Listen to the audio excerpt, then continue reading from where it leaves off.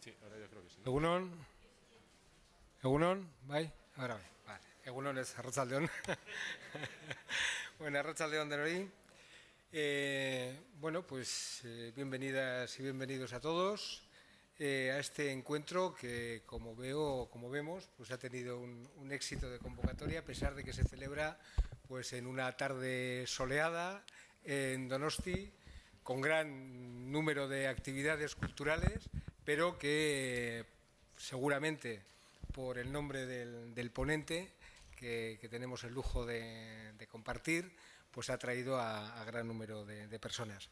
Yo simplemente voy a hacer una pequeña introducción a la charla de hoy, al marcarla en primer lugar en una serie de charlas, de conferencias que iniciamos en otoño, tanto desde la Fundación Cristina Enea como desde el Departamento de Medio Ambiente del Ayuntamiento de San Sebastián, que iniciamos, como digo, en otoño en Tabacalera, alrededor de lo que había sucedido en la cumbre de París, en la cumbre del clima, y en la que contamos con 3 personas que habían estado alrededor de aquella cumbre también y que nos dieron su visión, y decía que un poquito en ese hilo, con ese hilo de conferencias que queremos dinamizar, organizar desde el Ayuntamiento de San Sebastián y desde la Fundación Cristina Enea alrededor de asuntos que nos preocupan vinculados con el medio ambiente, pues en ese marco se enmarca, como decía, la charla de hoy, en la que proponemos, pues, un diálogo sobre aquellas cosas que podemos hacer para incidir en el cambio climático vinculadas a la alimentación. Y para ello, pues contamos con Andoni Luis Aduriz, pues como decía, un ponente de lujo. Gracias, Andoni, de verdad. Gracias porque, bueno, pues sabemos que tiene una abultada agenda, que tiene compromisos mundiales, pero que hay que decir que desde que se pusieron los responsables de la Fundación Cristina Enea y del Departamento de Medio Ambiente en contacto con él, pues la verdad es que se puso a nuestra disposición para buscar la fecha en la que poder realizar esta conferencia, y pues con una disposición excelente que hay que agradecer y que quiero transmitir aquí públicamente.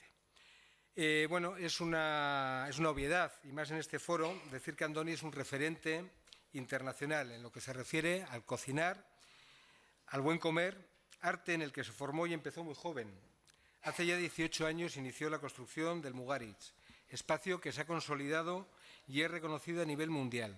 Un laboratorio gastronómico, un restaurante que dirige desde entonces y que ha sido galardonado con diferentes premios y reconocimientos. Andoni ha ido desarrollando una cocina característica a la que incorpora, entre otras cosas, una gran cantidad de flores y plantas silvestres, fruto de su pasión por la botánica, a la que suma también su interés por la literatura y por las artes plásticas. Es un artista global. Andoni plantea muchas cosas cuando nos dice que hay que cambiar de lentes y apreciar las cosas de siempre con ojos nuevos, sentir con los 5 sentidos, cooperar tanto con prójimos como con otros que están lejos, ser diferentes y expresarse con identidad propia, generar sistemas de modelos de innovación a través de un único lenguaje e improvisar controlando, huir de lo previsible, cambiar convenciones o asumir el riesgo como elemento clave. Todas estas cosas, nos dice Luis, el que vamos a disfrutar en esta tarde de hoy. La otra cuestión que quiero resaltar es que esta charla se entronca de lleno en una reflexión estratégica que estamos desarrollando desde el Ayuntamiento y en el que participa un amplio conjunto de agentes sociales, económicos, académicos, de centros tecnológicos y de investigación, así como personal técnico de diferentes instituciones, que ha comenzado a reunirse con el fin de establecer los objetivos y las líneas de actuación de la ciudad que la ciudad debe asumir de cara a afrontar los retos que nos plantea la situación climática que ya estamos empezando a vivir.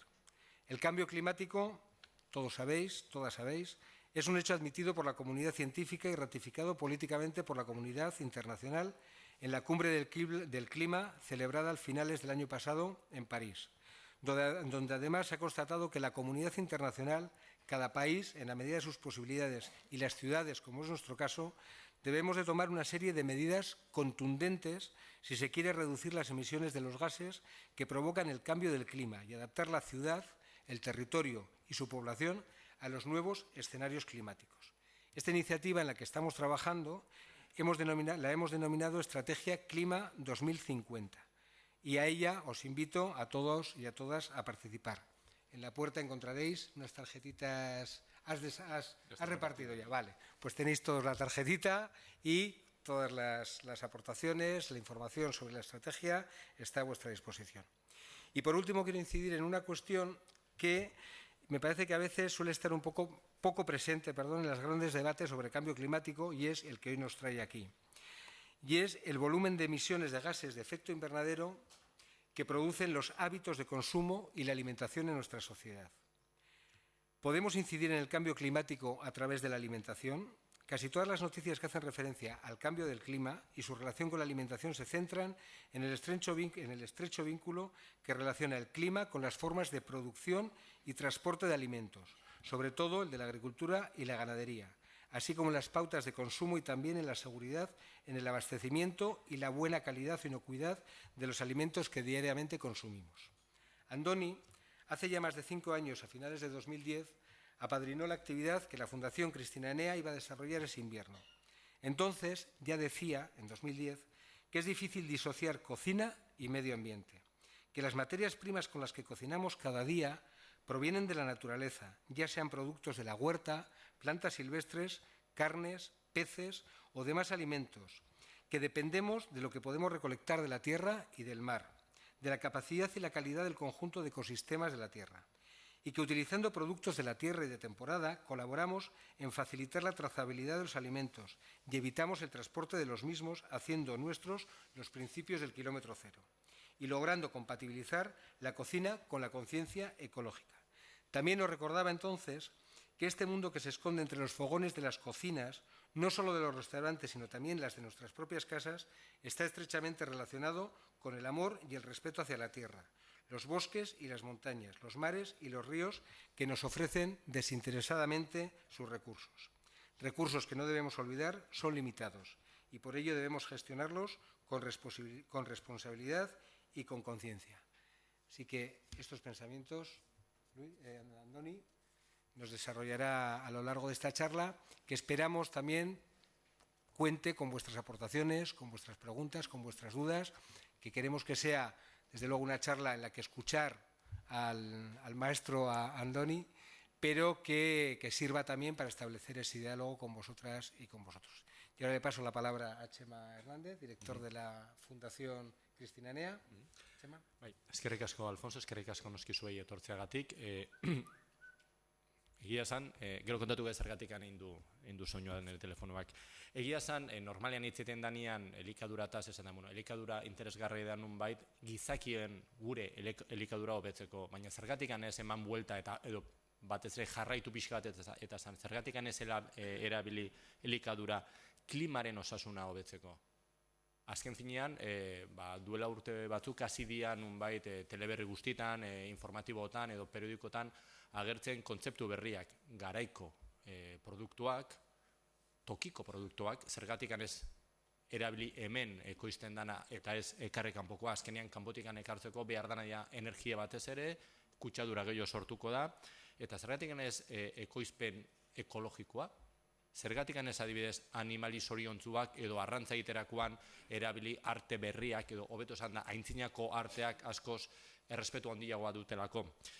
Horretaz, hitzeitea dator, hitzeitea bere ezagupena konpartitzea dator edo etorri da hobeto esan da Andoni Luis Aduriz. Eta egia esan, aitortu behar dut da beste enbolado bat ez, normalen esaten da modun. Zergatik fundazioarekin eta udalarekin sarritan kolaboratu indu, eta gur noski eskertzen diogu, Alfonso aipatu du behin izan zala gure agendaren aita bitxia, baina ere beste urte baten ez dagoratzen noiz emantzun ikastaro bat, oso ikastaro berezia, azkenean berak kontatu zitun nola jaso landare basatiak erabiltzeko jateko.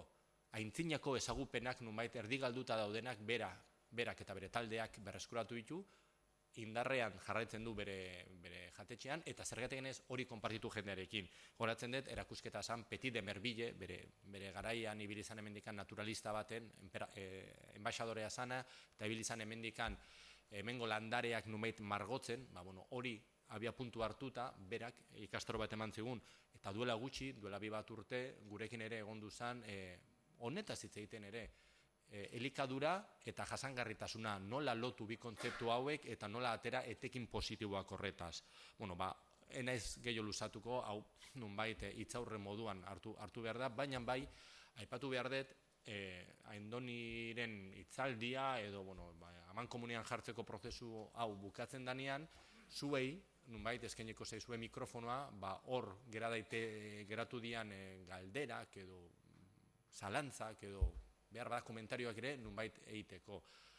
Comentaba que al final de la exposición de Andoni Luis también se os ofrecerá a vosotros la oportunidad de poder preguntar, aclarar alguna duda, hacer algún comentario breve sobre lo que ha hecho, y además esta conferencia está siendo retransmitida por streaming, de forma que las personas que no hayan podido, no hayan querido, tienen la posibilidad de venir físicamente aquí, pueden estar viéndolo. Antes comentaba que había sonado mi teléfono. Pues no lo hemos hecho a propósito, porque la idea es también que estas personas que lo estén viendo desde el exterior puedan de alguna forma comunicarse proponiendo sus preguntas. Ellos van a estar viendo lo que ocurre aquí dentro y a través del hashtag AndoniKM de Koldo Michelena pueden proponer también sus preguntas, sus comentarios, bere hitza nunbait ere hemen entzuna izateko.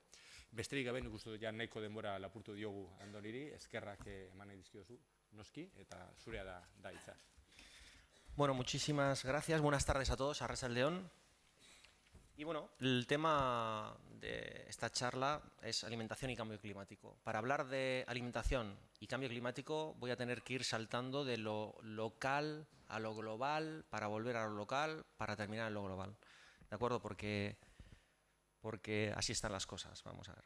¿Alguno de vosotros quizá conoce alguna de estas imágenes que voy a poner a continuación? Pero estos son unos datos que me han prestado la gente de Asti Tecnalia y que tienen que ver precisamente con todo lo que tiene que ver las estimaciones de cómo va a evolucionar la subida de lo que es los mares a través del cambio climático y la incertidumbre que hay en esas variables de si el deshielo va a hacer que eso se incremente o no. Estos son los datos que se han tomado hasta ahora y la proyección de estimaciones. Y esto nos va a dar resultado, nos lleva a esta imagen curiosa, que quizá, insisto, alguno de vosotros lo habéis visto y el que no lo ha visto yo creo que le va a sorprender. Esto es el modelo digital de cómo entre Santa Clara, lo que es Monte Urgul, toda esa subida de lo que es el nivel del mar, pues va a acabar afectando hasta el punto que nos vamos a encontrar que a final de este siglo esos 50-60 centímetros de ascenso del nivel del mar pues van a hacer que, por ejemplo, la Zurriola pierda un 25% de su capacidad. Veis que la Concha está entre un 40 y un 50% y Ondarreta un 30%. Hay una cosa más grave que perder la playa, que además estará llena de turistas porque van a venir cada vez más turistas y vamos a tener menos playa, es esto, ¿no? Es las áreas de riesgo de inundación que hay en Donosti, ¿no? Y tenemos las de oleaje extremo, que son las de rojo, que bueno, eso ya lo hemos vivido, hace un par de años además lo hemos tenido, ya es un hecho, no es casual, y las que se pueden derivar de la subida del nivel del mar, que también lo hemos vivido en esas zonas más hacia adentro porque se desborda el río, ¿no? Bien, esto es lo que vamos a vivir a nivel local con el cambio climático. Bien, vamos a hablar de alimentación. Y yo os quiero dibujar una fotografía, porque cuando hablamos de alimentación yo puedo entrar en los tópicos, yo puedo entrar en obviedades, puedo entrar en un discurso fácil, pero quiero desplegar, me gustaría desplegar la complejidad de todo lo que es el marco de la alimentación hoy en día en la sociedad en la que estamos. Bueno, nosotros, si una cosa tiene la gastronomía y una de las cosas que más, podría decir, nos ha dado, que más satisfacción nos aporta, ¿no?, es poder viajar. Nosotros en los casi 20 años que tiene Mugarech hemos visitado más de 50 países y una habilidad que tenemos, o una debilidad, es tratar de visitar los mercados de todas las ciudades que podamos, ¿no? Vamos a ver el mercado, incluso supermercados. Nos gusta mucho saber cómo come la gente, de qué manera se relacionan, cómo es esa comida de calle. Somos bastante obsesos con eso. Y bueno, básicamente nos encontramos que en esas sociedades pasa mucho en Latinoamérica, por supuesto en Asia, ¿no? En esas sociedades que no están mega urbanizadas, el modelo es el que conocían nuestros padres, seguramente muchos de ustedes, y desde luego nuestros abuelos, que era esa relación consumidor-productor. Y es una relación que hoy en día también la podemos tener si vamos, por ejemplo, a la zona del voladizo de la Brecha. Pero hay una evolución del modelo, que es esta, que también convivimos con ella, que es entre el consumidor y el productor hay un montón de intermediarios. Muchos han aparecido aprovechando un hueco, una oportunidad, muchos los hemos puesto nosotros. Porque al final el señor intermediario lo que detecta es que a nosotros nos gusta la lechuga más cerca de casa, que nos gusta que esté cortada y empaquetada, que nos gusta una variedad concreta por unas determinadas características. Entonces nosotros evidentemente hemos participado de este modelo, que es este que conocemos y que yo no diré ni que está bien ni mal, simplemente lo pongo sobre la mesa. ¿Qué ha pasado en los últimos 50 años? Porque esto es importante, muy importante. Bueno, esto es un dato muy curioso. En los últimos 100 años, en materia de alimentación, han sido tan evolutivos, tan fructíferos como en todo el resto de la historia de la alimentación humana. Esto es importante decirlo. Se ha duplicado la esperanza de vida, bueno, en ello han contribuido factores que tienen que ver con el modelo productivo, evidentemente las mejoras en conservación, distribución, comercialización, de todo lo que tiene que ver en la cadena alimentaria. Y evidentemente se han puesto al alcance de las personas alimentos que ni siquiera antes sabían ni que existían, ¿no? El ejemplo es mi madre. Mi madre, yo si la cojo referencia y le pregunto, que tiene 86 años, bueno, verduras que ya no para su nieto, o sea, verduras que para mí son absolutamente naturales, como pueden ser los espárragos, las alcachofas, la borraja, mi madre no las conocía, ni los cardos. Bueno, el caso es que ha avanzado mucho la alimentación, ¿no? Pero en ese proceso de transformación, bueno, hay varios elementos que han tenido mucho que ver, ¿no? Uno es la urbanización en general. Ha habido un proceso de urbanización tremendo. Y curiosamente, en este cambio de modelo, una de las paradojas es que esta oferta, que aparentemente es mayor, ha venido acompañada de una pérdida biológica sin referentes. Según las estadísticas de la FAO, que en este sentido son irrebatibles, la agricultura en el último siglo ha perdido el 75% de la diversidad. Sin embargo, como consumidores, la percepción es que nosotros tenemos más que antes, más productos y más variedad. O sea, tú antes, supongo que en la época de mi madre, habría un yogur y en la farmacia. Hoy tú puedes ir a un supermercado y tienes una gran variedad inmensa de yogures de todas las formas, tamaños y componentes. Lo que no sabemos es que todos esos productos básicamente están elaborados con una variedad o con una cantidad mínima de variedades, de productos y de elementos que en el fondo son los que le interesan o los que necesita la industria alimentaria para poner esos productos en el mercado. Esto no es ni bueno ni malo. Si lo pensamos desde un punto de vista objetivo, nos podemos dar cuenta, y aquí es una de las grandes paradojas que vamos a tener, que en realidad la industria no deja de hacer algo que en el fondo siempre ha hecho el ser humano, porque los tomates no existen en la naturaleza tal cual los conocemos, los pimientos, las guindillas no existen en la naturaleza. El maíz es un producto de invención humana, aparece de una planta que se llama el teosinte, que tiene 5 mutaciones y hasta que llega a la forma que tiene. Es decir, el ser humano siempre ha tenido la capacidad desde hace 10.000 años de ir identificando características e ir apostando por unas frente a otras que han dado lugar a toda la variedad y diversidad de cosas que tenemos hoy en día. Lo que no teníamos era lo que tenemos hoy, que es esta mundialización que ha hecho que en vez de tener una gran diversidad asociada a lo cultural, porque aquí los pimientos son pequeños y dulces, en otro lugar son grandes y picantes. Bueno, pues hay una homogenización que ha ayudado a esa pérdida de diversidad, ¿no? ¿Y dónde estamos? ¿Cuál es el marco? Pues mira, a partir de la Segunda Guerra Mundial hay una primacía importante de lo que son empresas transnacionales, ¿no? Hay un mercado global donde empiezan los productos a moverse de un lugar para otro. Y aquí como dato curioso, ¿no? Pensar que en la década de los años 70 las 5 principales compañías de carne de ternera en Estados Unidos controlaban el 25% del mercado y hoy día las 4 principales controlan el 80% del mercado. Es decir, se está yendo hacia un monopolio. La culpa, en muchos casos, de por qué adquirimos unas cosas u otras tiene que ver con la capacidad de seducción que tiene la publicidad y cómo nosotros nos hemos dejado llevar por esta seducción, ¿no? Mirad, hay un concepto maravilloso y lo vamos a ver ahora, os lo voy a desarrollar ahora, y es que la comida es barata y que tiene que ser más barata. Y todo el rato nos están bombardeando con eso. La comida es barata y puede ser más barata. Y esto ha llevado a una espiral tremenda, ¿no? Porque ha instalado en la gente que realmente la comida tiene esas características, ¿no? Y esto ha llevado a un desarrollo de una industria que está prácticamente y exclusivamente dedicada a la eficiencia. Se cultiva un número muy pequeño de cosechas, un número muy pequeño de variedades y un número muy pequeño de compañías buscando esa eficiencia. Mira, el mercado está saturado, hay un top manta agroalimentario, y os lo voy a explicar. Vosotros vais a cualquiera de los mercados que tenemos hoy en día vivos y en activo y, por ejemplo, buscar un producto, las babachiquis. No vais a encontrar babachiquis de aquí, es muy difícil. Vais a encontrar babachiquis que vienen de fuera. Podéis encontrar junto a la alubia de Tolosa una cosa parecida a la alubia de Tolosa. Podéis encontrar en el mercado de lo local y en el perímetro los mercados o los mercadillos que están vendiendo cosas que se parecen a lo que normalmente nosotros hemos consumido toda la vida. Tienen orígenes distintos, tienen modelos de producción distintos y evidentemente precios distintos. En la era de lo barato, que es en lo que estamos, estas son estadísticas que a mí, desde luego, me han llamado mucho la atención, ¿no? Los consumidores han pasado de preferir a depender de lo barato.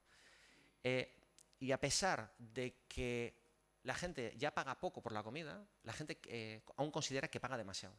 Y es muy curioso porque la gente está convencida que paga más por los alimentos que sus padres.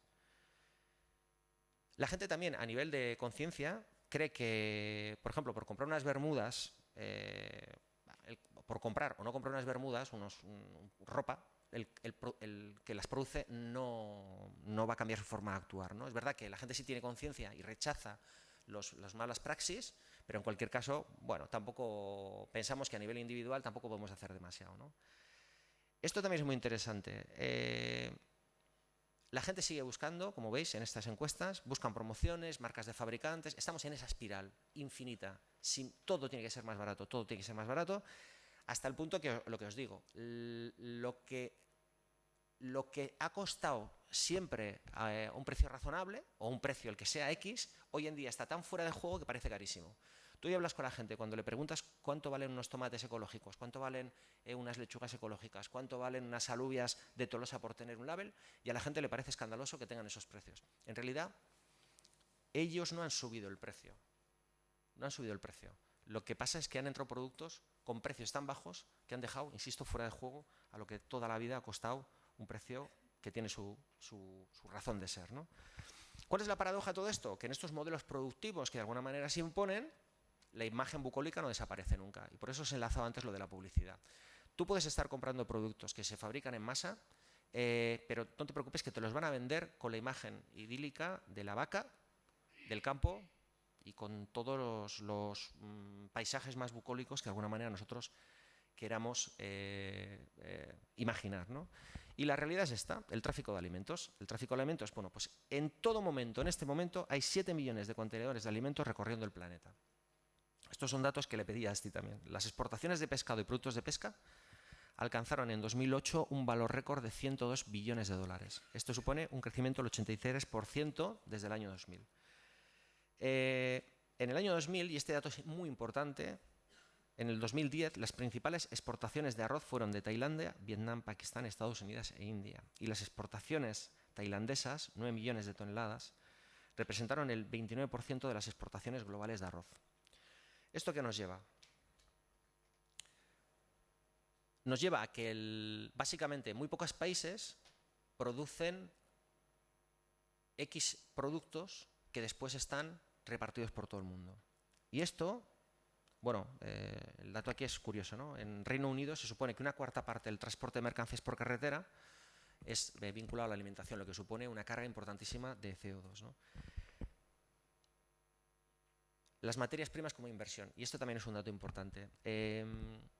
Hasta hace 10 años, un poco más, básicamente todo lo que eran los mercados de alimentos era un marco de relación entre productores y la industria o las personas que de alguna manera los iban a utilizar. Es decir, un señor podía vender media cosecha de trigo y un señor que se dedica a hacer pasta compra esa media cosecha. Y bueno, se iban comprando cosechas.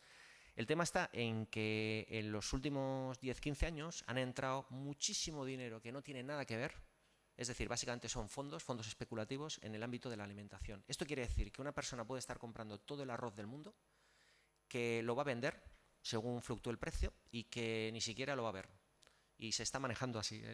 Como veis aquí, se ha pasado de 35.000 millones a 300.000 millones de dólares, ¿no? Lo que evidencia que hay mucho, es un sector muy rentable donde está entrando mucha especulación. A mayores precios, pues lógicamente, pues crisis alimentarias cuando tocan, ¿no?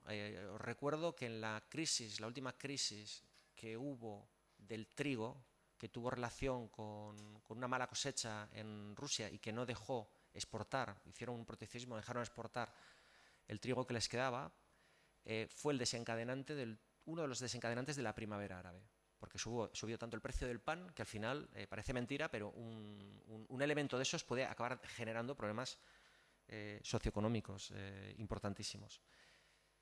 Bueno, y esto es una cosa que tampoco nos podemos olvidar, ¿no? Las previsiones de consumo, pues hoy en día marcan estrategias futuras. Hoy en día puedes tener productores que, planificando futuras cosechas, deciden, en vez de plantar productos para el consumo, están decidiendo plantar, por ejemplo, productos para biodiesel. Como os decía, dos ejemplos de malas cosechas y grandes crisis que hemos tenido alimentarias, que tienen que ver con los datos que os daba antes del arroz, de quién produce el arroz y quién produce el trigo en el mundo. Pues bueno, básicamente la crisis de 2010, que tiene que ver con el trigo ruso, que es uno de los mayores productores, y otra es la crisis del arroz asiático en 2008, que espero que lo recordáis. Bueno, estos datos son increíbles. Se calcula que en los últimos años 20 países de África han vendido 50 millones de hectáreas de territorio cultivable. Esto supone más del doble de la superficie del Reino Unido. Y mientras tienes millones de personas que siguen requiriendo ayuda alimentaria, ¿no? Así estamos en el ámbito del agronegocio global.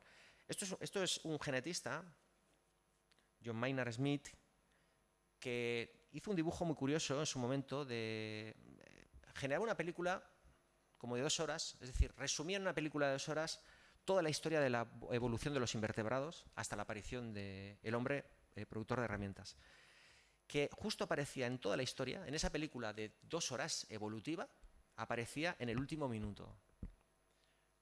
Ese último minuto volvía a hacer una película de 2 horas. Y en esa película de 2 horas, vamos a ver, nuestra especie, que tiene que ver con la domesticación de los animales y las plantas, básicamente serían los últimos 30 segundos a nivel evolutivo. Bueno, estos son los centros de domesticación agrícolas que ha habido desde el Neolítico. Básicamente, veis, están básicamente las zonas templadas. Todas las zonas donde se ha producido el maíz, el trigo, el tomate, bueno. Esto es un dato muy curioso que seguramente muchos no conocéis. En el mundo existen de 300 a 500.000 especies de plantas. 30.000 tienen algún elemento que se pueda comer. 7.000 se han probado en algún momento de la historia. El ser humano las ha consumido. Hoy día solo utilizamos 120. 30 tienen un sentido importante, generan básicamente el 90% de nuestras calorías. Y solo 3, el arroz, el trigo y el maíz, suponen más del 50% de nuestras calorías en la dieta. Fijaros estos datos. Todo lo que podríamos comer y no comemos. ¿Qué ha pasado en el último segundo? Mira, porque esto es a raíz de las encuestas que leíamos, de la percepción que tiene la gente, hechos habitados, hechos reales. Mirar, suministro de alimentos per cápita, esto es fuentes de la FAO a nivel global y países desarrollados. Evidentemente, el número de calorías desde los años 60 ha subido. Todos comemos más calorías.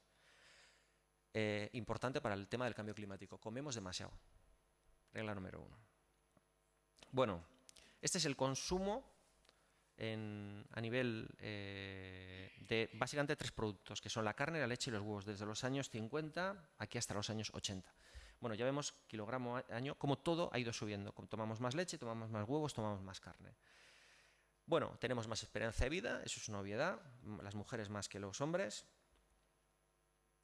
Y esto es mi imagen favorita, porque esto es la realidad y es apabullante. Fijaros, desde 1830 hasta el año 2000, que es donde está esta tabla, veis la línea que va descendiendo es el gasto en alimentación. Tiene una explicación.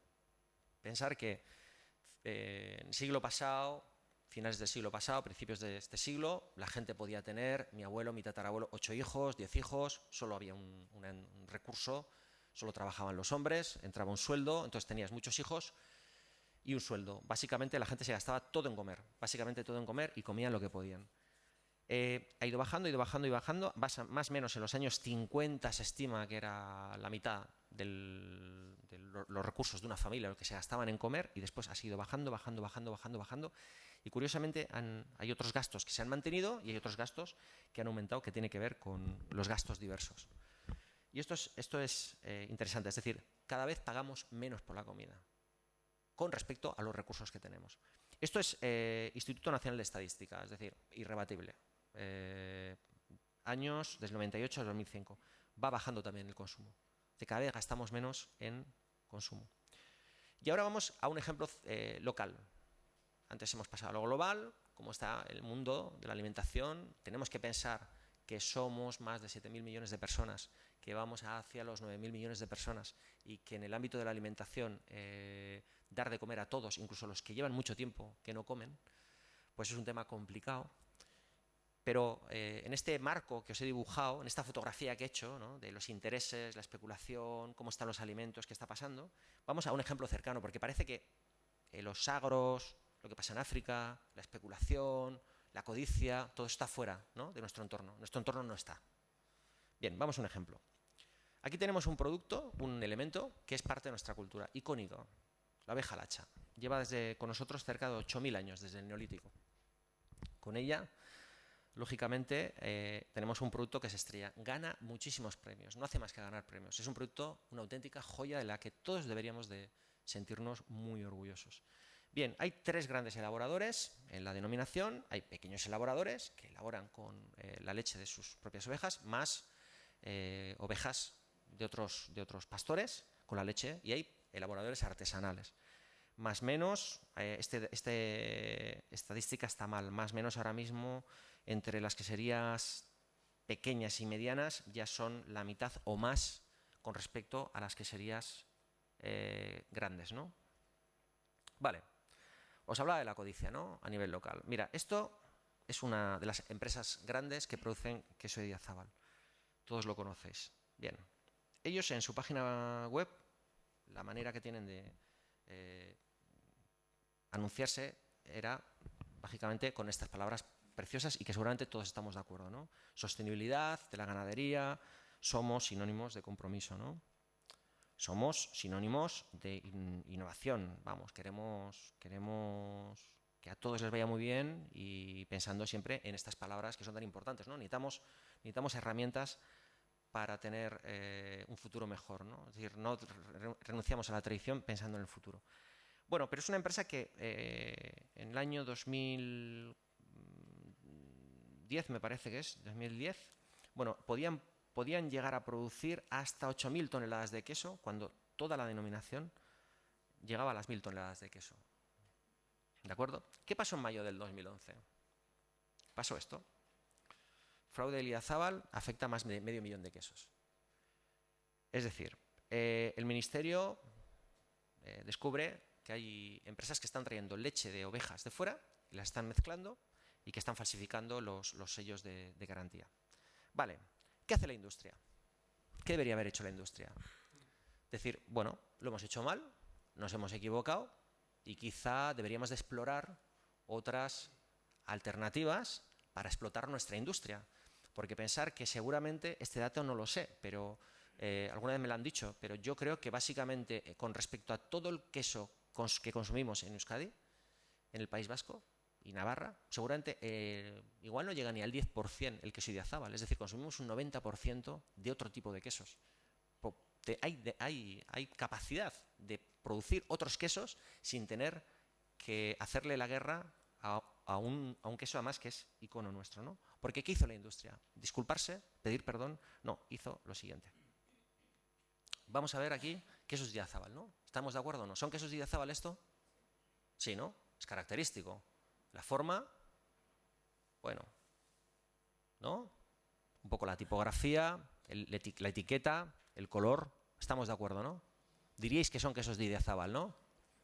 Bueno, pues este no es un queso de Idiazábal.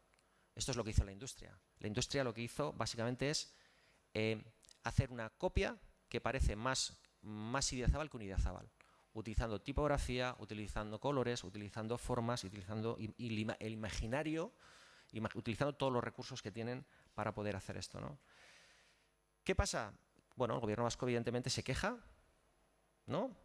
Pero ellos montan una empresa, que es esta, que lo más cachondo es esto, que esto es lo que pasa en todo el mundo, ¿eh? Cuando hablo cuando hablo de codicia, cuando hablo de deslealtad, ¿no?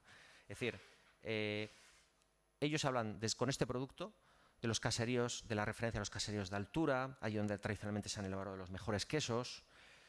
Bueno, hablamos de un imaginario donde tenemos a un pastor que está en el campo, tenemos un queso de calidad, es tradición y arraigo, son palabras que salen en su web, están al día. Es un envase innovador, volvemos a lo mismo, tenemos una zona de elaboración muy clara, es decir, bueno, esto es imposible. Bueno, ya el colmo es que hicieron hasta una etiqueta para no falsificar el queso que estaba falso, o sea, un queso que no es, o sea, ya es de traca.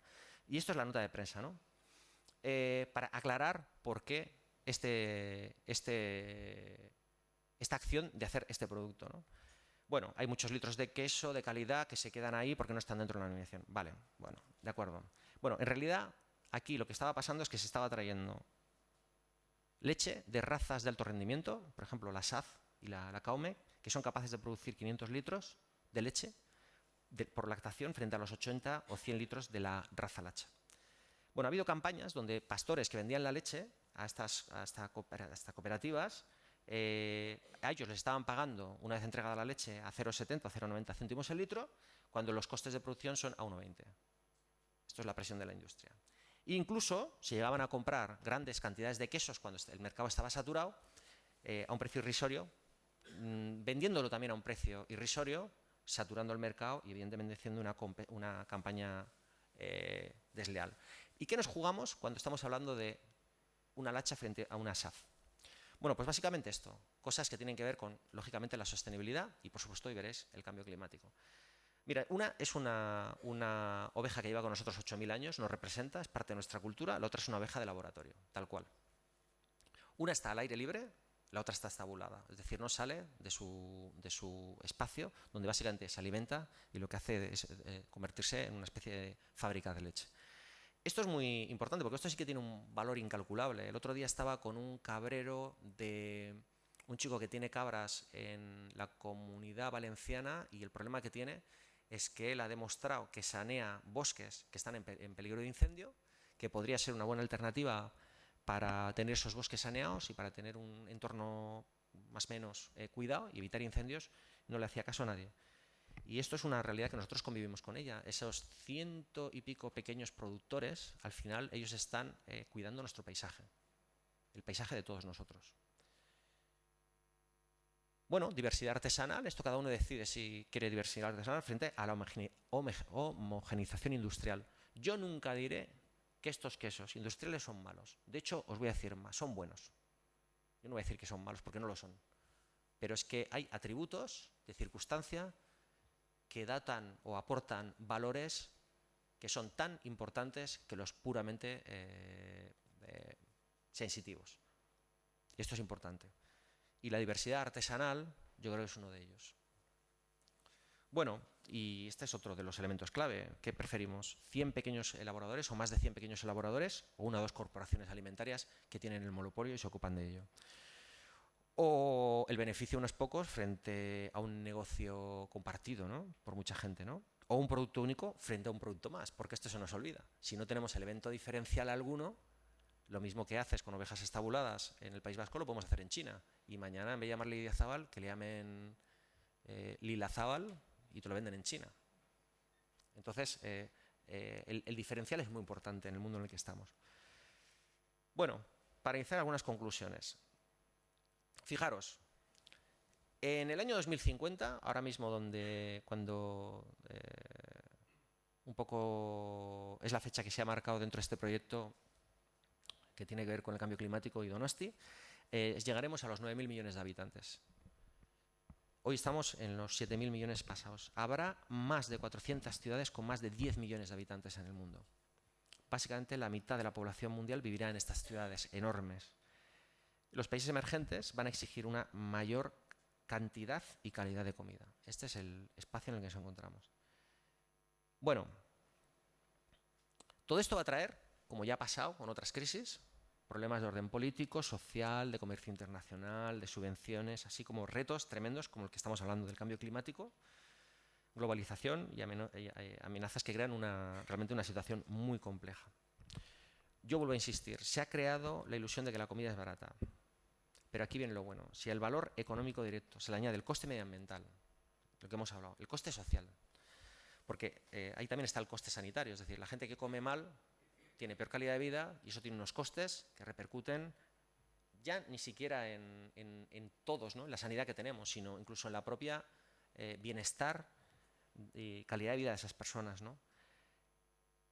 Entonces ahí es cuando vamos a empezar a valorar realmente cuál es el precio de las cosas. Porque mira, el precio no es lo que pone la etiqueta, porque si lo que pone la etiqueta no es el precio adecuado, eso quiere decir que la diferencia o la está pagando la naturaleza, o la va a pagar la cultura, o la van a pagar los trabajadores sin derechos, o lo van a pagar en el futuro las próximas generaciones. Esto es lo que la gente se tiene que meter en la cabeza. Todo tiene un valor, un coste económico, y si no lo pagamos, lo estamos pagando a través de un tercero.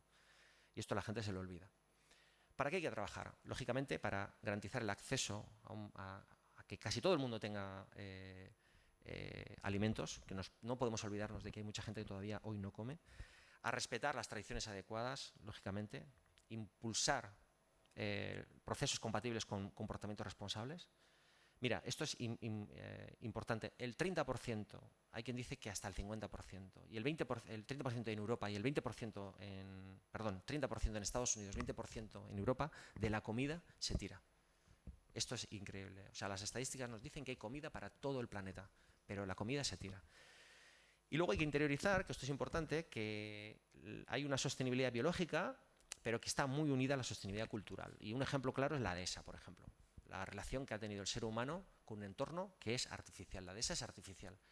Y es nosotros lo percibimos como algo natural, pero es una interacción, es un entorno que responde a la interacción de mucho tiempo y bastante sostenible del ser humano con una serie de animales. Bueno, lógicamente, para mí, una cosa importante en la que hay que trabajar es en el conocimiento gastronómico, informar adecuadamente al consumidor. El consumidor está muy despistado, muy despistado. Mira, estos son 3 datos muy tontos. La industria alimentaria ha luchado para que la gente no sepa, no tenga la información ni de las calorías ni de las grasas trans en la comida. Esto no lo han conseguido en Estados Unidos. Durante años en Estados Unidos también se han ocupado de que no se indique el origen de la carne en la etiqueta.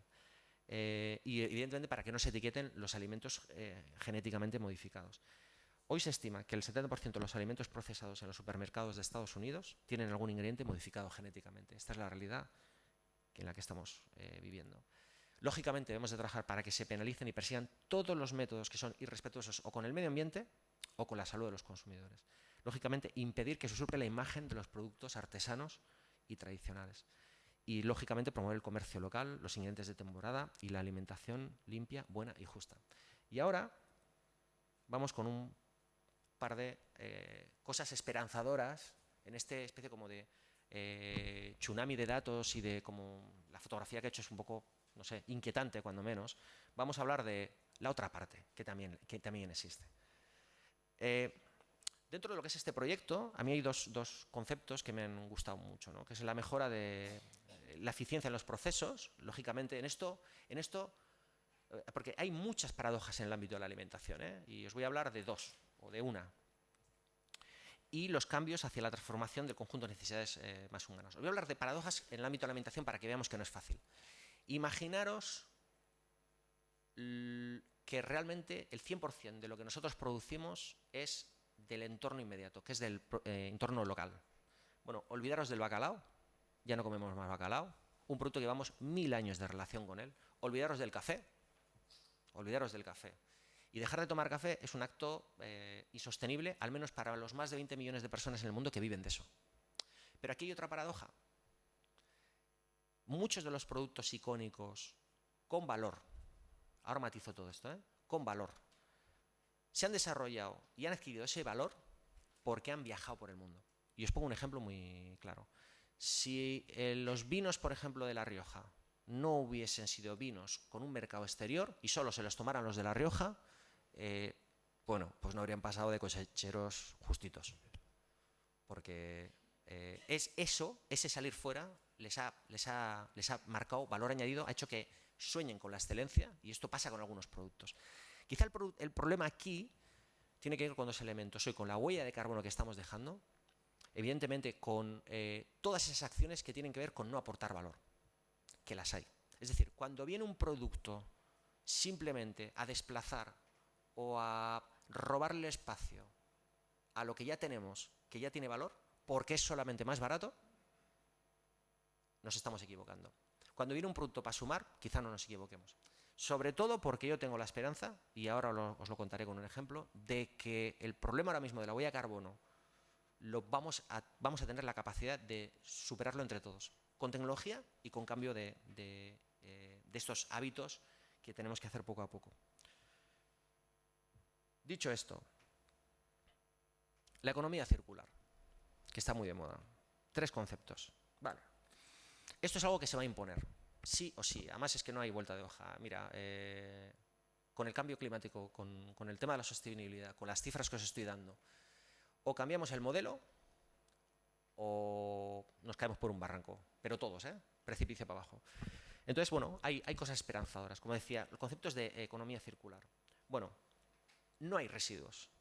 Los residuos de unas empresas se convierten en recursos para otras empresas. Un ejemplo, estuvimos en Holanda en un centro de investigación que básicamente trabajaba sobre el CO2, el problema del CO2. Ellos lo recogían en unas empresas, no se emiten a la atmósfera y con ese CO2 se utiliza como recurso para otras industrias. Y habían conseguido una patente alucinante, que estaban tiñendo ropa deportiva en vez de con agua con CO2. Y esto no sabéis la connotación que tenía. Porque claro, ahora mismo gran parte de esa ropa se elabora en el tercer mundo con tintes que son tremendamente contaminantes y que consumen o malgastan miles de millones de litros de agua. Pues imaginaros que con tecnología eso se puede hacer con CO2 y nos quitamos 2 problemas. Esto lo hemos visto. Otro concepto es el de la remanufactura. Es muy interesante. Es decir, hoy en día, y hay que exigirle a todo el mundo que cuando fabrique algo, lo fabrique pensando en la vida posterior. O sea, esto de la resiliencia, esto que no duran las cosas y tal, no, para nada. Usted tiene que pensar en qué vamos a hacer con esto, y de hecho voy a decir más. Usted tiene que pensar que esto va a tener que tener otros usos. Y hoy ya hay empresas que lo están implantando, porque además se han dado cuenta que es tremendamente un ahorro económico importante. Por ejemplo, el mundo automovilístico. Y esto es a mí la que más me gusta, porque tiene que ver con nuestro compromiso, el de cada uno de nosotros, y seguramente un cambio de modelo que vamos a tener que implantar primero en nuestra cabeza, antes de nuestra sociedad, que es del producto al servicio. Es decir, adquirir la función y no el aparato. Mirar, el ejemplo que se pone es el siguiente. Si yo compro un teléfono, en el momento que yo lo pago y salgo de la tienda, esto ya es mío. Y toda la responsabilidad de esto, menos la garantía que tenga, más o menos recae sobre mí. Si yo lo quiero solamente por el uso que me da, pero el aparato no es mío, al final el que se va a ocupar de que esto dure más, de que esto tenga una vida más larga, de que tenga una operatividad diferente, va a ser el dueño, que es el que lo está produciendo. Y si hablamos de un frigorífico, y si hablamos de un coche, cuando hoy se sabe, y lo veis, bueno, tenéis en la revista esa, cuando se sabe que básicamente tú compras un vehículo y lo vas a usar el 4% de tiempo, el 4% de su vida es lo que ese vehículo va a estar en marcha, el resto está parado. ¿Estamos realmente siendo consecuentes? ¿Estamos actuando como se debe? O sea, ¿realmente consumimos, compramos, fabricamos cosas que realmente lo estamos enfocando mal? ¿Van a acabar con los recursos? ¿No va a haber recursos para tanta gente?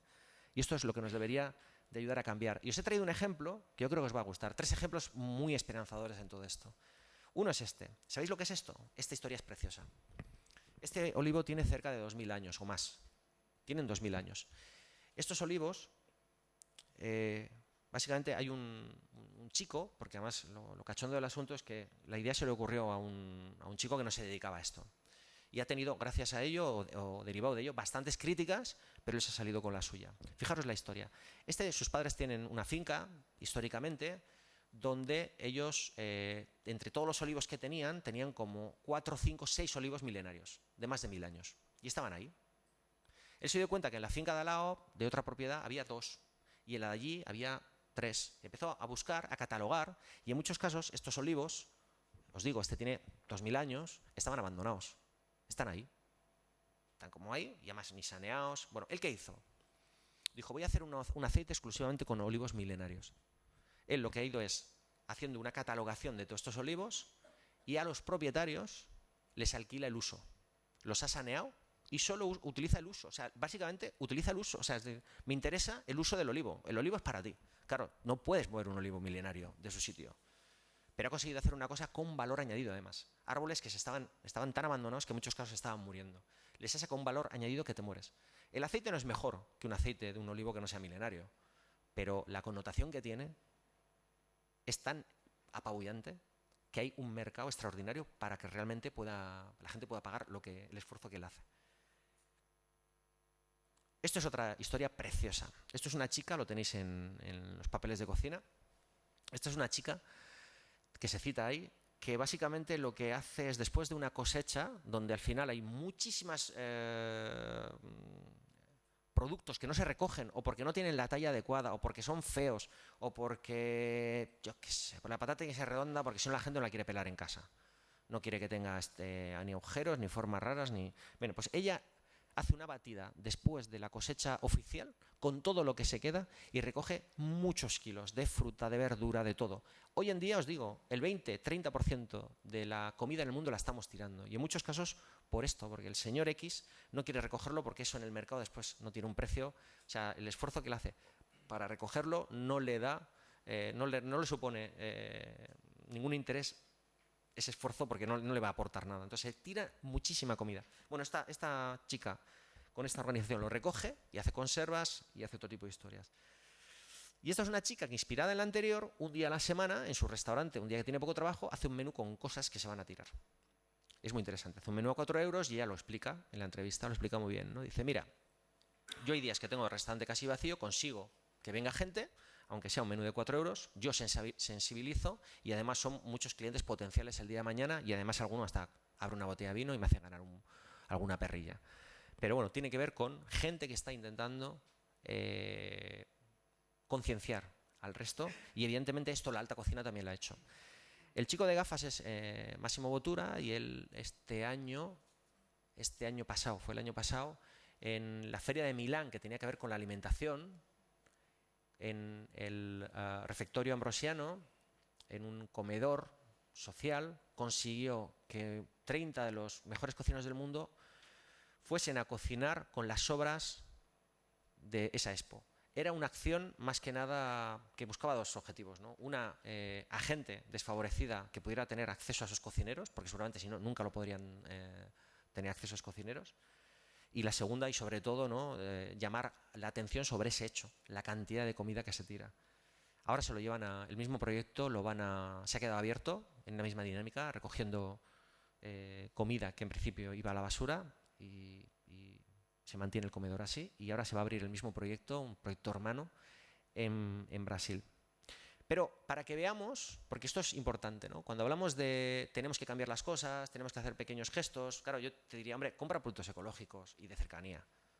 Y claro, tú me dirás, es que aunque yo quisiera, son muy caros, no puedo. Vale, pues no compres todos los días, una vez a la semana. Oye, pues no puedo una vez a la semana, pues 15 días. Pues cada mes, da igual. O una vez en tu vida, pero haz algo aunque sea poco. Porque si no, el problema está en esa desmovilización que genera el pensar que mi acción no tiene importancia, ¿no? Y las acciones sí tienen importancia. Y ahora me salgo de la alimentación. Vais a ver este vídeo que es muy interesante y que tiene que ver con los datos que están en los ordenadores colgados en las nubes estas virtuales. Ramón, no sé cómo lo tengo que activar. Vale.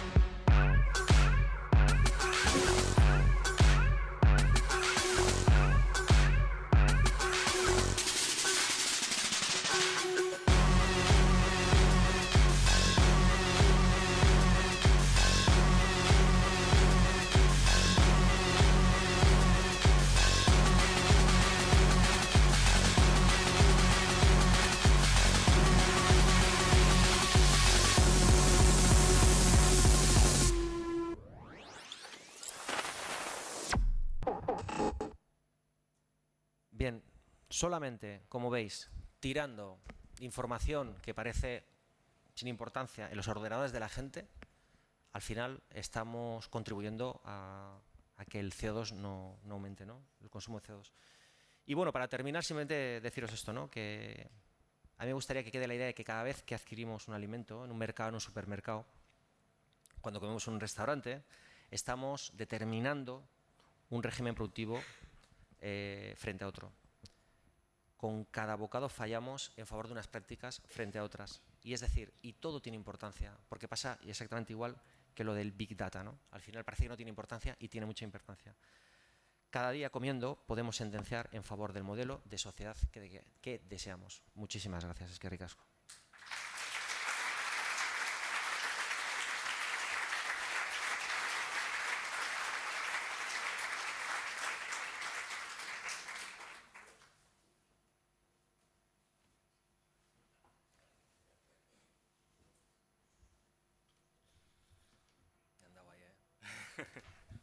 Bueno, eskerrik asko, Andoni, eskerrik asko, noski azaldutako por todos los datos impactantes, en algunos desconocidos la mayoría, y sensibilizadores en su generalidad, yo creo.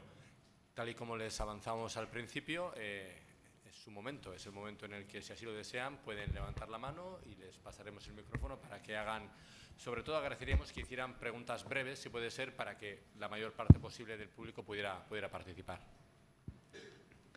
Eskerrik asko, Andoni Luis, por tu exposición, que ha sido muy interesante y muy motivadora. Mi pregunta va dirigida a cómo tratas tú tus residuos.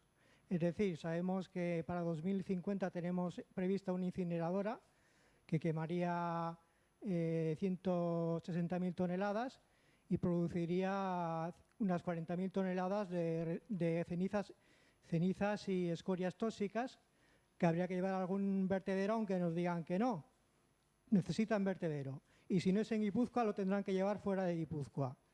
Entonces, nos están engañando con el vertedero cero, pero bueno, mi pregunta va, ¿cómo tratas tus alimentos una vez que los has procesado? ¿Y cómo gestionas, si haces compost o todo esto? Gracias. Bueno, mira, te voy a dar un dato cuando menos curioso, ¿no? Nosotros tratamos de trabajar con lo que llamamos productos singulares. Y son productos que para nosotros, desde muchos aspectos, son auténticas joyas. Y nosotros no compramos, y esto es una de las cosas que la gente no sabe. Mugarit no tiene menú precisamente en un ejercicio de responsabilidad multidireccional. Es decir, cuando hay guisante lágrima, a veces hay guisante lágrima no para los 50 comensales que vienen a comer y los 50 que vienen a cenar. Es decir, nosotros no forzamos ni al productor ni al mercado. Si hay para 10, comerán 10. Esto nos obliga a, en un restaurante que ofrece un menú de 25 pequeños platos, tener que trabajar sobre 60 platos porque hay muchas pequeñas cantidades. O sea, de muchos productos, pequeñas cantidades. Esto es un trabajo titánico. Eso sí, conseguimos una cosa, aunque no sea más... Esto no cambiará el mundo, pero desde luego, bueno, seguro que su aportación hace. A nosotros no nos sobra nada. Porque como nosotros trabajamos sobre muchas pequeñas cantidades, tenemos un listado con todo el número de platos que hay y cuántas porciones nos salen clavado. Y como hay 16 mesas, 50 comensales y comen lo que nosotros queremos, es menú cerrado, o sea, no sobra nada. Lo que sobra nos lo comemos nosotros, no te preocupes, es la paella del domingo. Nosotros, y luego sí hay residuos, lógicamente, por mucho que no queramos, siempre hay peladuras, tal. Hemos estado haciendo compost, hemos hecho compost varias veces. También te digo que una vez vinieron pues unos artistas y nos robaron la compostera. Hacemos compost y luego, bueno, tratamos de ser responsables. A veces cuando los vecinos tenían cherries les hacíamos la cherrijana. Claro, en 20 años hemos hecho de todo. Tratamos de generar los recursos mínimos y luego todo lo reciclable lo reciclamos y pagamos por ello, que no nos lo reciclan gratis, que hasta ahí arriba la mancomunidad de basura nos sube gratis. Pero bueno, tratamos de ser responsables. Luego está la paradoja de pensar que entre 45 cocineros damos de comer a 50 personas, cuando quizá una persona podría dar de comer a 300 personas. Esto es la otra paradoja a la que vivimos. Pero yo, mira, ¿sabes cómo me consuelo? Pensando que si el mundo o el ser humano no estuviera en esta contradicción, seguramente toda la cultura que nos ha dejado el Renacimiento no existiría. Os habéis quedado igual, ¿no? No habéis entendido nada. No habéis entendido nada lo que he dicho. Esto último no lo ha pillado nadie.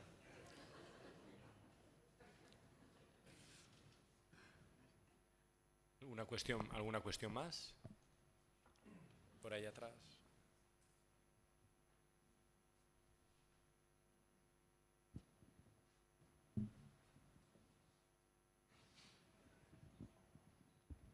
Bueno, lo mismo, gracias por la conferencia que nos has dado. ¿Y qué opinas tú del etiquetado y la capacidad que tiene nuestra administración? ¿Se oye? Sí. Sí, la capacidad que tiene la administración, nuestra administración, para variar el etiquetado de los productos que producimos aquí. Porque creo que es un desastre o viene sobrevenida la ley de etiquetado. Bueno, mira. Yo me refiero a los pequeños productores como yo de comida más o menos decente. Bueno, en el ámbito de la alimentación lo que yo te puedo decir es que las cosas no son fáciles y no son blancas o negras. Es todo muy complejo. Seguramente parte de la magia esté ahí, ¿no? Y por eso una cosa que me gusta hablar es de las propias contradicciones que tenemos.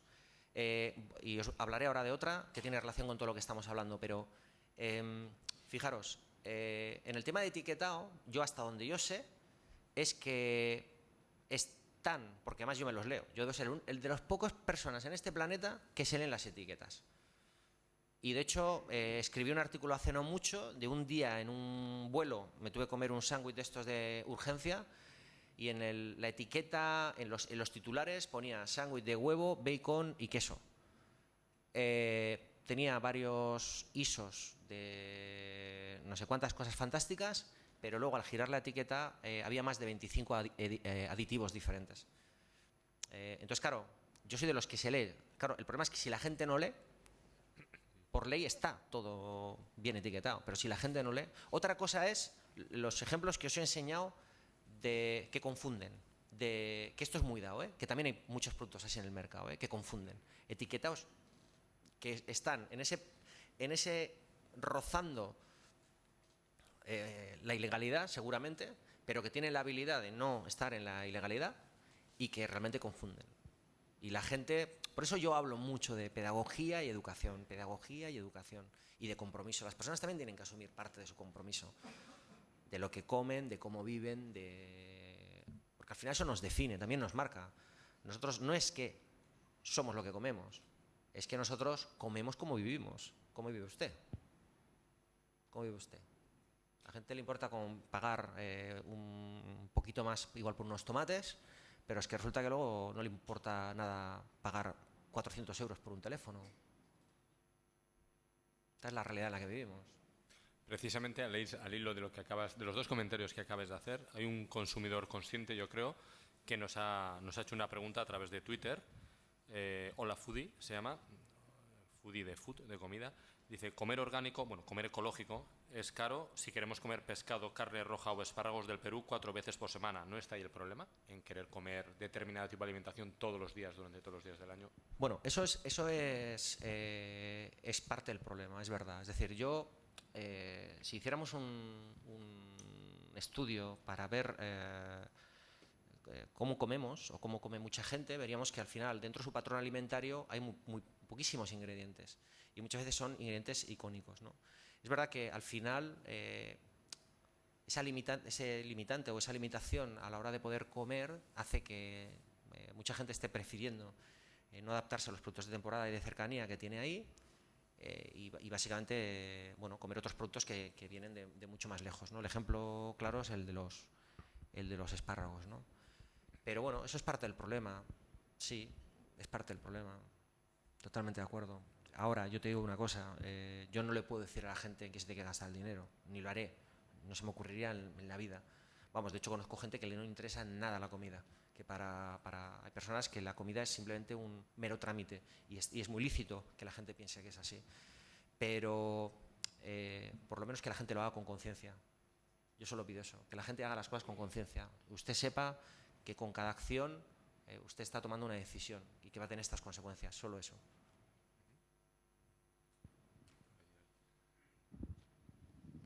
Kaixo, Andoni, muchas gracias, de verdad una ponencia interesante. Te quería preguntar, he visto muchas similitudes entre todo este tema de que realmente los productos sean de un origen local y den poca huella de carbono, porque eso al final se puede trasladar a muchos ámbitos. Mi ámbito concreto es el sector de la construcción y un poco pasa lo mismo, ¿no? Que parece que hay que convencer mucho de utilizar materiales naturales y un poco lo mismo que os pasa a vosotros con el tema de convencer orgánico. ¿Crees que el sector de la alimentación podría ser un poco un dinamizador para explicar de una manera sencilla esto que quizá en la alimentación se entiende más fácil, pero quizá llevado a ámbitos más grandes como construcción o energías renovables cuesta más entenderlo? Pues seguramente tienes razón, porque al final yo muchos de los datos que he dado aquí quizá no le ayuden a nadie a cambiar de hábitos, pero seguramente le van a dejar pensando. Desde luego, te digo, ya no serán las cosas igual. Si sabemos, y digo, luego cada uno que tome que cada uno sepa a quién vota, pero que sepa lo que vota. Es que no hay como no saber, ¿no?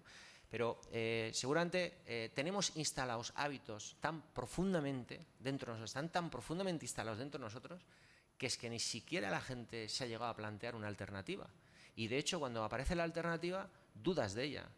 Y seguramente incluso la cargas te cargas de razones y te armas de razones precisamente para desautorizar esa posibilidad, ¿no? Y nuestra cabeza es así, somos muy perezosos. Si es así y no está lo otro, por algo será. A veces somos así, ¿eh? Y esto evidentemente va en contra. Por eso yo te digo que es educación, pedagogía, pedagogía, pedagogía, pedagogía. Sí. Buenas tardes. Quería saber qué consecuencias pueden tener los transgénicos en nuestra salud y en los campos. Y si nos informan debidamente de todas las consecuencias. Bueno, esto es un debate de esos debates difíciles, muy enconados además y con opiniones enfrentadas tremendas, ¿no?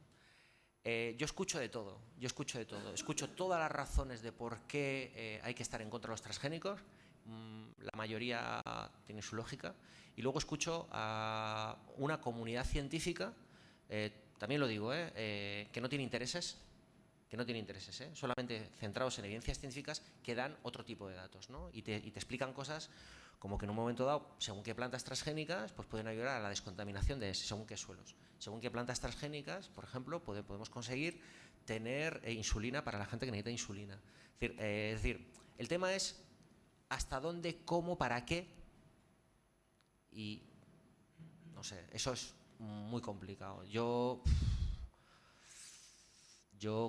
Mira, a mí lo que más miedo me dan los transgénicos es que va a ayudar a la pérdida de diversidad de una forma inimaginable. Pensemos que en los años 60, por poner un ejemplo rápido, de los años 60, nosotros teníamos en el País Vasco 3 variedades de cerdo autóctono. Uno era el chato vitoriano, otro era el Euskal Cherry y el otro, no me acuerdo cuál era. Había 3 variedades de cerdo autóctono. Llegan variedades mucho más productivas, la gente las empieza a utilizar. En una década, en 10 años exactamente, antes de que alguien ni siquiera llegara a pensar la repercusión que esto iba a tener, desaparecieron 2 de esas 3 especies, desaparecieron. Es decir, nosotros no tenemos ni idea de cómo en muy poco tiempo, en una década, de repente puede llegar a desaparecer una cantidad de diversidad apabullante. Porque es que en el fondo las personas somos pragmáticas, perezosas, no tenemos memoria, vamos, tremendo. Y claro, y luego a veces es mejor no saber, ¿no? Y así, si no veo, pues es como si no existiera o no pasara, ¿no? Y el problema que tienen los transgénicos, aparte de temas de salud que está por ver, hay gente que dice que no, hay gente que dice que sí, bueno, no hay evidencias. El mayor problema es que si tú puedes conseguir variedades a la carta que puedes llegar a soñar que hagan o produzcan todo lo que tú quieras, todo lo que ha habido hasta ahora desaparece. Porque la gente lo va a dejar de plantar. Yo te digo un ejemplo. Yo estaba en las comunidades andinas, hay variedades de papa que solo se producen 500 kilos. Esas variedades de papas que van a desaparecer en cuanto esa comunidad encuentre una patata más productiva, que le dé menos trabajo y que alguien les coma la cabeza, ellos plantarán otra papa y esa papa que ha ido pasando de generación en generación en generación, y hablamos de cientos de estas variedades, os digo, algunas de 500 kilos, de la noche a la mañana, en nada, han desaparecido. Y eso es lo que está pasando, más allá de muchos problemas que tienen que ver con otros tipos de... Es un tema muy complicado el de los transgénicos, muy complicado. En este sentido, yo creo que has adelantado ya la respuesta, pero una reflexión que me venía y que me gustaría saber tu opinión también sobre, hablando de la pérdida de biodiversidad cultivada, sobre el trabajo que están haciendo movimientos como Slow Food con los bastiones de recuperación no solamente de productos, sino de variedades de especies que estaban casi perdidas o que estaban muy localizadas, o los bancos de semillas locales como hay, o el proyecto Asiera de Fundación Cristiana también, que busca un poco recuperar este tipo de semillas, quizás no tan productivas, pero sí que tienen un acervo cultural que de perderse estas semillas se perdería también este conocimiento. Yo antes os lo he explicado. Al final nosotros, cuando hablamos de estos productos, la gente lo identifica como algo natural y son productos que no existen en la naturaleza, son productos de la cultura, derivados de la cultura. Y el hecho de que una variedad asociada a un territorio tenga unas características frente a otras ha sido decisión de esa comunidad. Si perdemos una variedad es como si perdiéramos un libro antiguo. Si perdemos un libro antiguo, igual tampoco se ha perdido mucho porque es que daba información que no era adecuada, de acuerdo, pero nos ha traído hasta aquí. Y es parte de lo que somos, y esto no lo podemos olvidar. Y ahora imaginemos un escenario, ¿no? Un escenario que ya se empieza a dar, donde pudiéramos llegar a producir todo a unos niveles de excelencia impecables de una forma cuasi industrial, porque tenemos todas las herramientas para poderlo hacer. La chuleta perfecta. Con lo que le gusta a la gente decir, uy, me comí una chuleta en el año 83 y me he comido no sé cuántas malas, 3 buenas, en aquel sitio una buena, o, ay, los tomates, me he comido un tomate. Imaginaros que podríamos conseguir diseñar el tomate perfecto, el megatomate, el tomate con más sabor y más aroma y perfecto en todos los sentidos. Sería el mundo horrible. Hay un libro en relación a eso, que es el de El mono omnívoro, que tiene relación con, casi sería la alternativa a comer pastillas. Vale, comer pastillas, me como la pastilla, ya está, he cubierto las... Ya, pero te mueres. Porque es que nosotros necesitamos alimentarnos de muchas más cosas. Nos alimentamos de símbolos, nos alimentamos de la representatividad que tienen esos productos. Insisto, son parte de lo que somos, nos han traído hasta aquí. Bien, por no hablar de la epigenética. Nosotros llevamos tantos años comiendo las mismas cosas que nuestro cuerpo está tan asociado a ese tipo de productos que en el momento que tú lo sacas de esa interacción que se ha ido generando a lo largo del tiempo, de repente empieza a haber desajustes. Y estos son los problemas que tenemos. No estamos diseñados para comer ni tanta sal, ni tanto azúcar, ni tantas grasas. Entonces, claro, pero vuelvo al concepto de poder conseguir, a través de la tecnología, el megaproducto. Sería horrible. Yo os digo que sería horrible. Yo prefiero la diversidad y la exploración y vamos, sin lugar a dudas. Sin lugar a dudas. ¿Alguna cuestión más? Por aquí levantan la mano. Un segundo que sin micrófono no te oiremos. Sí, gracias. Buenas noches. Has hecho varias veces referencia a la educación. Y yo te digo, si en esta sala estuviese una persona que puede influir, ¿no? Pues a nivel estatal o a nivel de comunidad autónoma, ¿tú qué ideas le darías? No, mira, ahora mismo estamos perdiendo el tiempo. Estamos perdiendo un tiempo porque yo sé, y lo sé, o sea, antes lo podía intuir, ahora lo sé, con absoluta certeza, que en las escuelas se acabará dando clases de cocina, alimentación. Pero tiene que ver con la alimentación, porque cocina es algo es muy reduccionista, ¿no? Al final la cocina, cambias los productos, conoces los productos. La alimentación es mucho más amplio desde el momento que tiene que ver con esos atributos de circunstancia que incluso te asocian al hedonismo, que son las ganas de comer, de probar, de explorar, te amplía posibilidades. Se acabará pasando, ¿y sabes por qué acabará pasando? Porque los datos que ahora mismo tiene la FAO sobre obesidad, y en concreto obesidad infantil, proyectados hacia los próximos años, son pavorosos. Pavorosos. Es decir, vamos a tener un problema de obesidad, vamos a tener ya niños que van a vivir menos que sus abuelos, con menor esperanza de vida. Y el problema no es vivir menos, es que van a tener una vida tremendamente cargada de infelicidad y con muchos problemas de salud y de bienestar. Y esto es lo que es bochornoso y vergonzoso. Y lo estamos consiguiendo hacer entre todos. Los motivos son muchos, ¿eh? Pero, o sea, los datos de la FAO en este momento, vinculados o relacionados con la obesidad infantil, son de miedo. De miedo, ¿eh? De miedo.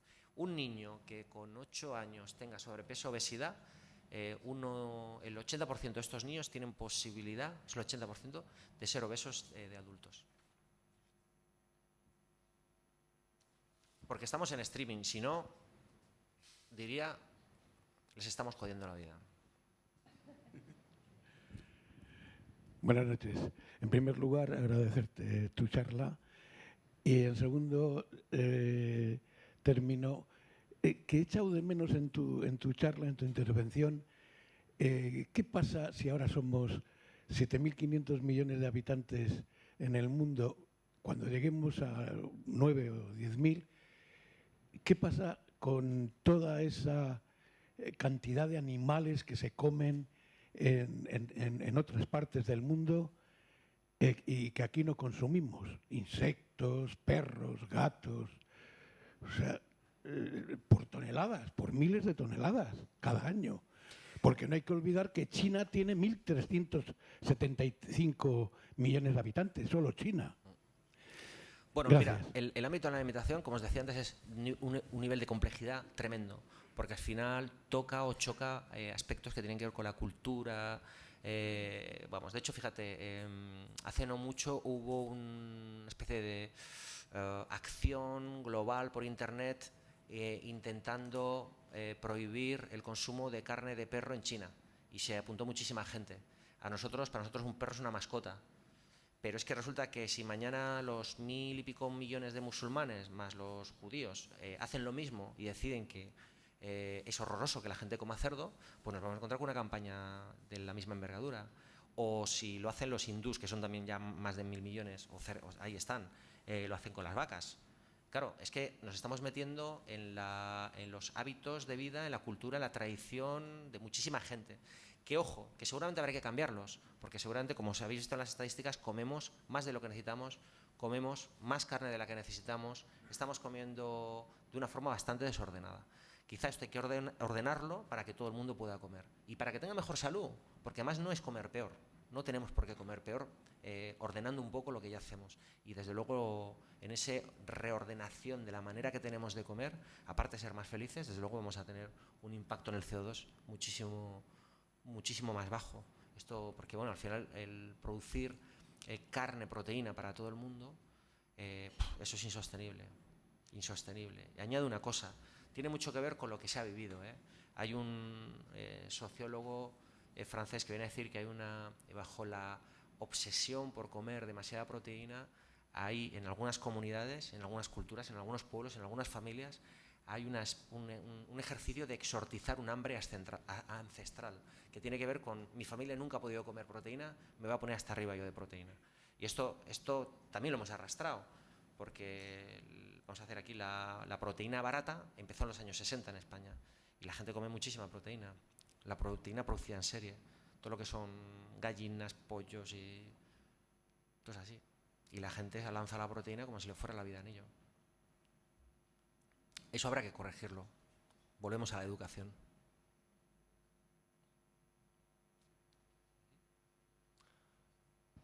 ¿Alguna pregunta más? ¿Algún comentario más? Bueno, mientras se lo piensan, yo tengo una última pregunta que tiene que ver precisamente con la última palabra que has dicho, que para mí es muy importante, la educación, ¿no? ¿Cómo no sé si el término es el concepto, es reeducamos a la gente, pero lo cierto es que de un tiempo a esta parte nos han ido educando en que debemos comer tomate en ensalada durante todo el año. Y la planta del tomate no produce un tomate estándar, me refiero, no un tomate sintético, no produce tomate todos los meses del año, lo produce pues, de mayo, junio a septiembre, octubre, en el mejor de los casos. Y sin embargo, en casi cualquier supermercado o tienda podemos encontrar tomate, con lo que ello conlleva, que sea de invernadero y por lo tanto muy tecnológico, y entonces digamos que se parezca a un tomate o tenga el nombre de tomate pero no lo sea, o que venga de muy lejos con el gasto energético más el consumo de combustible, etcétera. ¿Cómo reeducamos a la gente, a la personalidad? ¿Cómo reeducamos a la sociedad? ¿O qué mensajes de esperanza podemos enviar para que realmente digamos, bueno, quizás para evitar el cambio climático una de las cosas es seleccionar lo que en cada momento se produce, ¿no? ¿Cómo se hace esto? Si es que se puede hacer. Pregunta... Sí, pregunta del millón. Bueno, para reeducar a alguien primero tiene que querer ser reeducado, vamos. Entonces, yo por ejemplo tengo mucha fe en los niños. Yo tengo un niño de 6 años y me doy cuenta cómo él ha naturalizado cosas que, por ejemplo, a mí me ha costado hacerlo y a su abuela ni se le pasa por la cabeza. Tiene que ver en realidad con lo que has aprendido, lo que te han enseñado. Date cuenta que nosotros al final tenemos un patrón para movernos en un entorno, que es nuestra sociedad. Y estamos absolutamente diseñados para que eso sea el punto de referencia sobre el que vamos a pivotar todo lo demás para movernos por el mundo. Y eso tiene que ver con el gusto, con los sabores, con la forma de pensar, con la forma de entender, con la forma de hacer, ¿no? Es decir, nos gusta y sentimos placer con aquello que nos han dicho que nos tiene que gustar y debemos de sentir placer. No hay ninguna cultura en el mundo que coma por displacer. Ninguna. O sea, yo no conozco ninguna. Igual la hay, pero yo no la conozco. Todas las culturas del mundo comen por placer. Y yo he comido el año pasado turu, que son gusanos así, son como lombrices de manglar, las he comido en Amazonas. Pero para ellos cuando me lo daban, es como si un señor aquí le ofrece a un extranjero angulas. Le está dando su icono, un elemento de referencia que para él es muy importante. Yo he comido el balut en Filipinas, que es un huevo con el embrión del pato dentro, es decir, el patito ya está prácticamente a punto de nacer, se cocina, se cuece y te lo comes con plumas, pico, ojos, y el abuelo que me lo dio me lo daba también como si fuera cocochas de merluza. Pero es que yo he visto a gente de Estados Unidos que ante unas cocochas de merluza se mueren. Entonces, claro, el tema es que tú, date cuenta que toda la educación sensorial es asociativa. Voy a aprovechar que esto está en streaming para meter esto. La educación sensorial es asociativa. ¿Esto qué quiere decir? Si tú tienes un niño y como ha sacado buenas notas o se ha portado bien, le vamos a premiar yendo a un sitio de comida rápida, en su cabeza, fuera de lo biológico, de que hay una serie de grasas, sal, azúcares, en esa comida que es, desde un punto de vista primario, muy apetecible, desde el punto de vista psicológico, afectivo, el niño identifica que esa es la comida de fiesta de premio. Si yo pongo verduras en la mesa y no se las come y hay una bronca, el niño identifica, como es asociativo, a verduras conflicto. Y esto, si se repite, se queda instalado. En mi casa, cuando hay verduras, es una fiesta. Es una fiesta. Y desde luego no vamos a sitios de comida rápida. Ya irá él cuando tenga edad y con quien quiera. Conmigo no. Yo no tengo nada, contra nada. Yo creo que además todo puede ser en esta vida, casi todo, insisto, mientras no atente contra el medio ambiente y contra la salud de las personas, bueno, yo creo que puede haber espacio para casi todo. Ahora, con educación, responsabilidad, cada uno asumiendo las consecuencias de lo que hace. Pero, por ejemplo, esto es muy importante porque asociamos. Entonces, la tortilla de la abuela era la mega tortilla para todo el mundo, pero no por la tortilla, que seguramente era una mierda, por la abuela. Meter esto en la cabeza. Entonces, nuestras referencias tienen que ver con lo afectivo, muchas veces, más que con lo lógico. Y esto existe y se repite en todas las culturas del mundo, y por eso hay semejante paleta de diversidad. Lo que pasa que es verdad, después salir es muy difícil de esos hábitos, porque yo cada vez que voy a México y me toca comer insectos, y cuando tú comes la comida del otro, le aceptas al otro, tú no puedes decir que no. Tú, si a alguien le haces la comida más maravillosa que te ha costado esfuerzo y tiempo y el otro te la rechaza, te está rechazando a ti.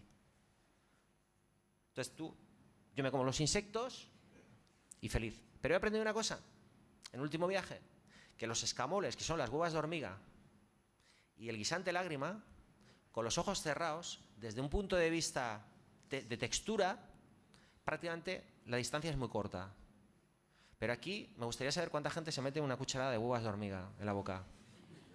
Desde el punto de vista sensorial, con los ojos cerrados, la distancia es muy corta. La distancia está en tu cabeza, en tus prejuicios. Pero tampoco yo puedo entrar ahí. Yo le voy a decir a la gente, usted coma insectos, usted coma perro, usted coma gato. Yo no puedo. Hay que respetar también a la gente. Pero es complejo. El ámbito de la alimentación es muy complejo. Y podemos cambiar cosas con los niños. No me fío de los adultos, con los niños.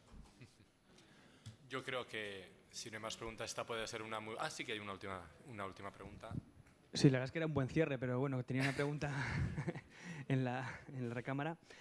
Andoni, eskerrik asko zure hitzaldiagatik.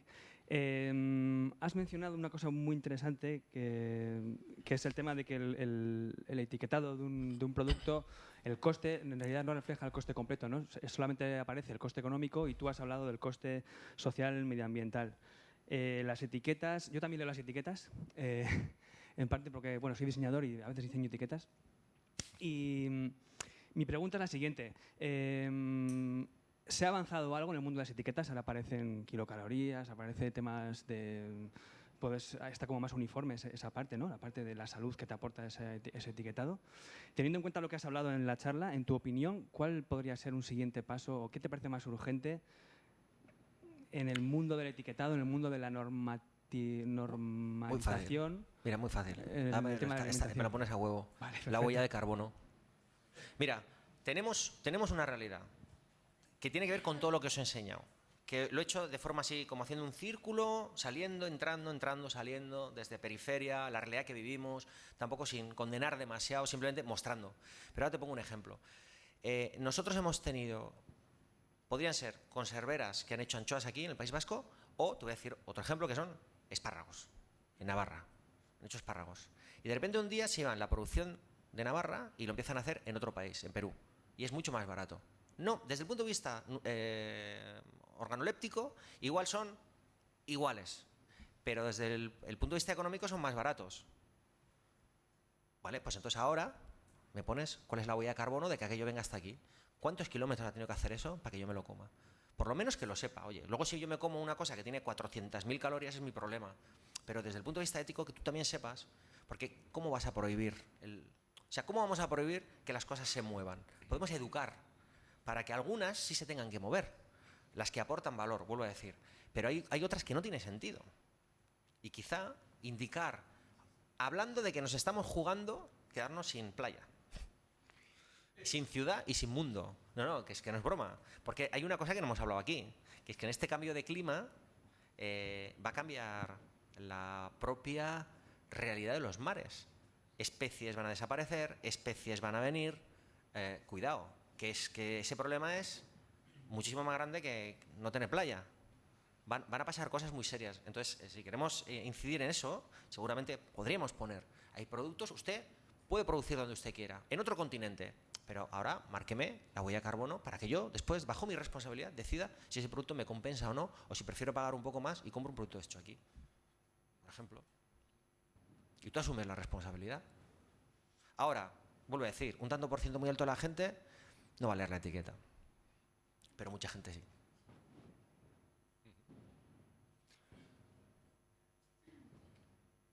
Bueno, pues llegados a este punto, solo me queda pues agradecerte nuevamente en el nombre del Ayuntamiento de San Sebastián, del Departamento de Medio Ambiente en particular y de Fundación Cristina Enea, pues que hayas querido compartir estos minutos, esta hora y pico con nosotros. Agradecerte muy de verdad y quizás invitarte a que hagas una última reflexión, que aquí ya nos había quedado tan bonita, pues si nos dejas una última palabra que se nos quede tintineando en los oídos mientras salimos y que nos ayude ahora que probablemente vayamos a cenar todos, cada uno en su sitio, quiero decir, no es que pues que digamos que a la hora de meternos en la boca aquello que nos llevemos a la boca, pues que a lo mejor nos sirva de recordatorio. Mira, dos cosas muy simples, ¿no? Una que no es mía, yo creo que es de Michael Pollan, pero al final tiene que ver con algo tan sencillo de tomar conciencia de que cada vez que comemos es un ejercicio casi como si fuera un sufragio, estamos votando. Nosotros votamos 3 veces al día, como poco, si por no decir 5. Cada vez que comes, votas. Y votas por un modelo frente a otro. Votas por la vida, por la muerte, por la cultura, por lo que se queda, por lo que se va. Esto por un lado. Y la segunda, estamos aquí porque tenemos un objetivo que cumplir, que es realmente conseguir un cambio efectivo en el entorno en el que estamos como ciudad y, ¿por qué no?, por inspiración en otras ciudades y por inspiración, ojalá, en el mundo entero. Porque o hay cambio o no hay mundo. Así de sencillo. Y lo tenemos que hacer entre todos. O sea que ánimo y a trabajar. Muchísimas gracias.